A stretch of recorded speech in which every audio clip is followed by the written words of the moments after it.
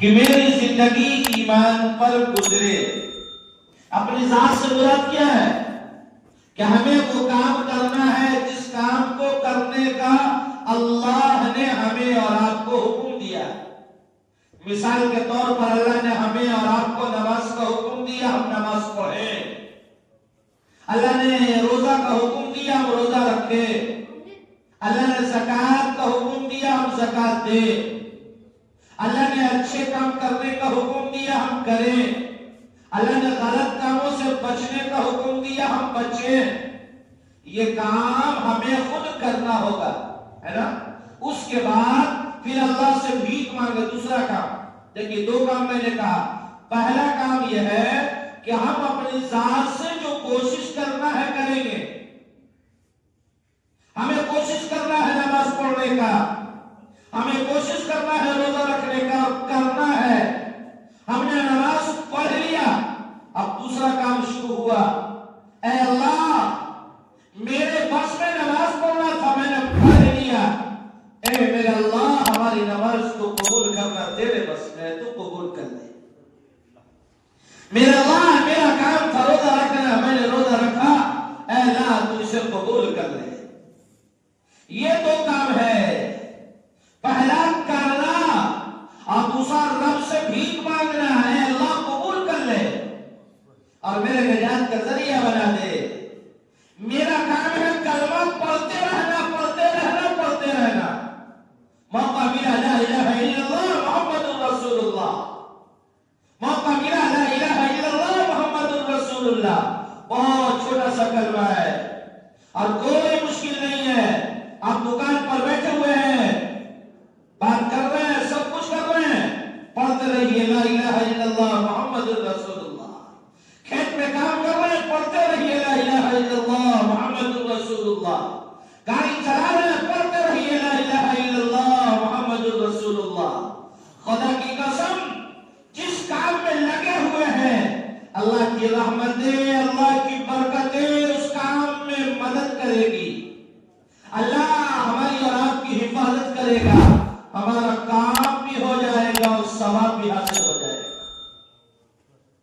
تو ہم کرتے رہے، پڑھتے رہے لا الہ الا اللہ محمد رسول اللہ. اور موقع ملے اللہ سے دعا کرے، اللہ میں نے جو کلمہ پڑھا تھا میرے کلمے کو قبول کر لے. یہ کام کریں گے تب جا کے انشاءاللہ ایمان پر زندگی اور ایمان پر موت بھی آئے گی، ہے نا؟ ہم لوگ کہتے ہیں مولانا دعا کیجئے گا نا. بھائی ہمیں خود کرنا ہے. پہلے خود کیجئے، بعد میں دوسرے سے کرائیے. ہم نماز نہیں پڑھتے ہیں، کہتے ہیں مولانا دعا کیجئے گا کاروبار میں برکت ہو جائے. کوئی فائدہ نہیں ایسی دعا کا.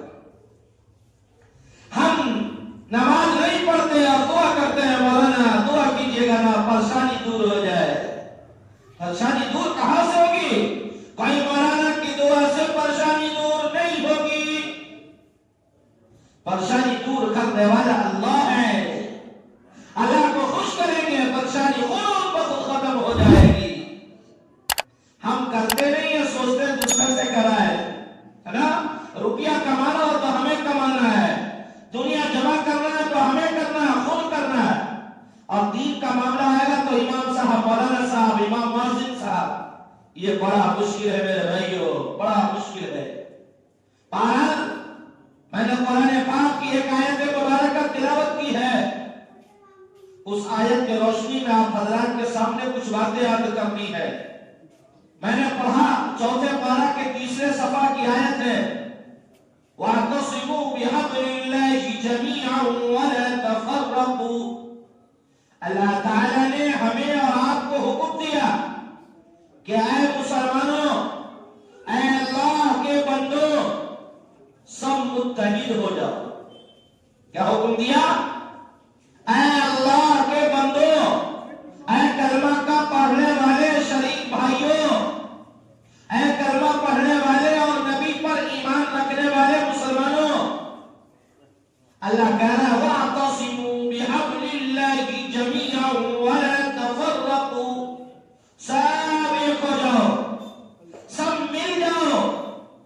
چھوڑ دو برادری، چھوڑ دو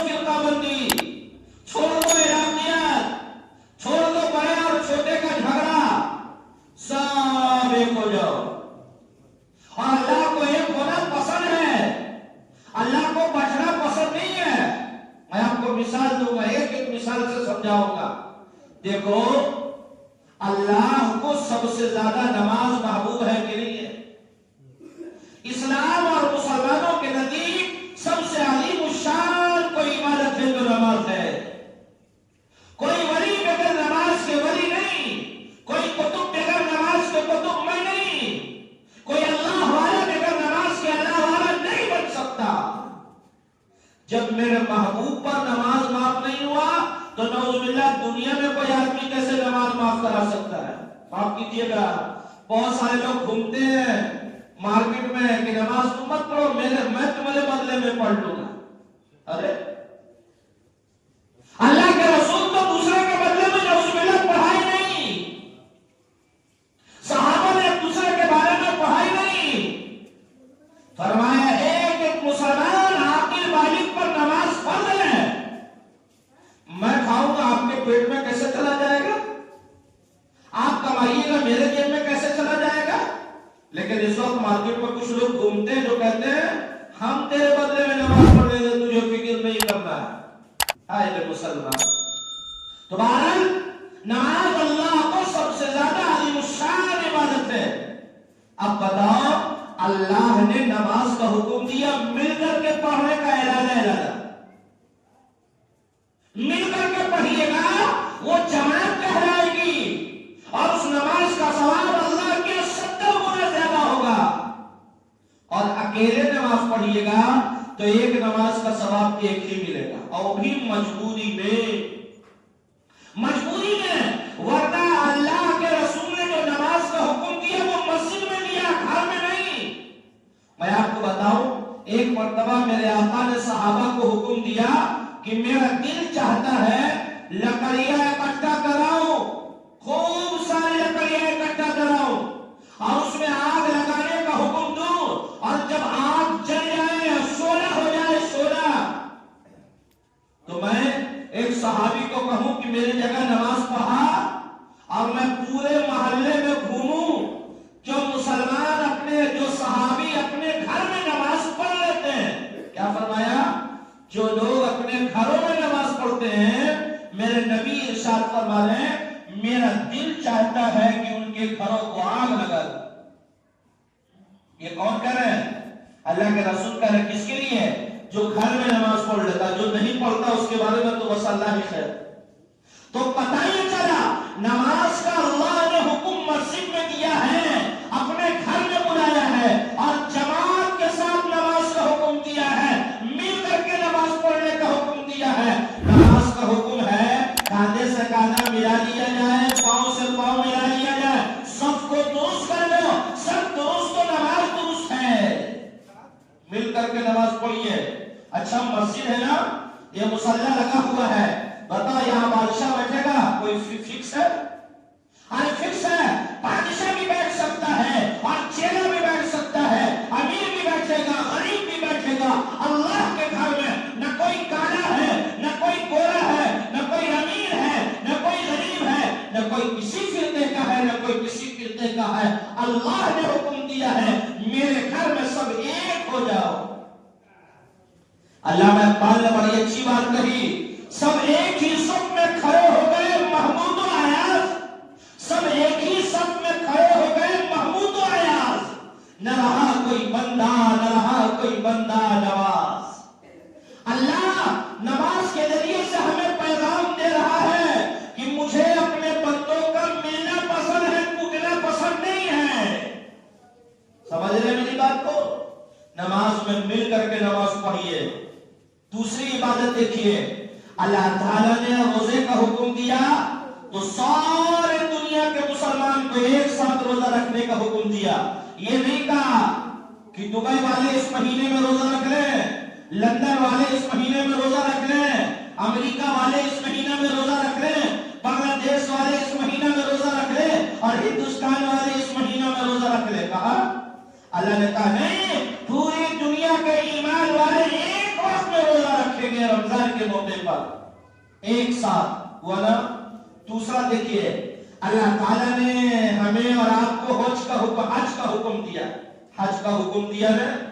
اللہ نے نہیں کہا کہ لندن والے اس مہینہ میں حج کریں، دبئی والے اس مہینہ میں حج کریں، امریکہ والے اس مہینہ میں حج کریں، بھیڑ زیادہ ہو جائے گی، پریشانی ہو جائے گی، سری لنکا والے آ جائیے اور انگلینڈ والے کل آ جائیے گا، بنگلہ دیش والے پرسوں آ جائیے گا، ہندوستان والے ترسوں آ جائیے گا. کہا اللہ نے کیا کہا؟ سارے دنیا کے مسلمانوں کو ایک دن حج کرنا ہے، ایک دن آنا ہے عرفات میں، ایک دن میدان میں جانا ہے، ایک دن پتھر مارنا ہے، ایک دن طواف کرنا ہے، ایک دن سر مڑوانا ہے، ایک دن عقیقہ کرنا ہے، ایک دن قربانی کرنا ہے. اللہ نے ایک ساتھ حکم دیا کہ نہیں حکم دیا؟ کیوں؟ میں آپ کو سمجھا رہا ہوں. اللہ ہمیں ان عبادتوں کے ذریعے سے پیغام دے رہا ہے کہ میرے بندو، مجھے تمہارا ایک ہونا پسند ہے، ٹوٹنا پسند نہیں ہے. سمجھ رہے؟ اللہ کو ایک ہونا پسند ہے، ٹوٹنا پسند نہیں ہے. اور یاد رکھیے، اپنے دماغ کا گھوڑا دوڑائیے اور غور کیجئے کہ جب ہمارے اور آپ کے مسلمان ایک تھے تو دنیا پر حکومت کیا کرتے تھے. آج ہم بڑھ گئے، ہماری اوقات ختم ہو گئی، ہماری صلاحیت ختم ہو گئی، ہماری طاقت ختم ہو گئی. میں مثال دیا کرتا ہوں، مسلمانوں اس مٹھی میں طاقت ہے. یہ پانچوں انگلی کو ملائیے، اس مٹھی کو بنائیے، کسی کو ایک گھوسا ماریے، پتہ چلے گا کہ نہیں؟ پہلوان سے پہلوان کو ماریے گا، اسے احساس ہوگا کسی نے مارا ہے. اور اس پانچوں انگلی کو الگ